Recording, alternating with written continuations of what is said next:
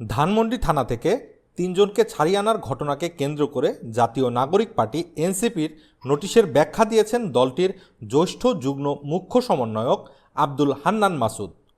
এতে ওই কর্মকাণ্ডে নিজের ভুল ছিল বলে স্বীকার করেছেন তিনি।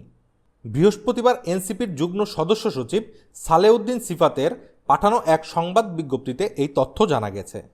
এতে বলা হয়েছে, এনসিপির সিনিয়র যুগ্ম মুখ্য সমন্বয়ক ও রাজনৈতিক পর্ষদের সদস্য আব্দুল হান্নান মাসুদকে কারণ দর্শানো নোটিশ পাঠানো হয়েছিল। 3 কার্যদিবসের মধ্যে তিনি কারণ দর্শানো নোটিশের লিখিত ও মৌখিক জবাব রাজনৈতিক পর্ষদের কাছে দিয়েছেন। নোটিশে উল্লেখিত কর্মকাণ্ডে ভুল ছিল বলে তিনি স্বীকার করেন এবং আগামীতে এই ধরনের ভুলের পুনরাবৃত্তি হবে না মর্মে দৃঢ় অঙ্গীকার ব্যক্ত করেন।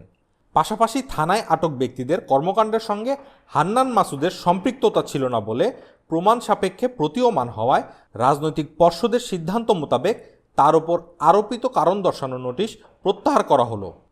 রিপোর্টার্স 24, ঢাকা।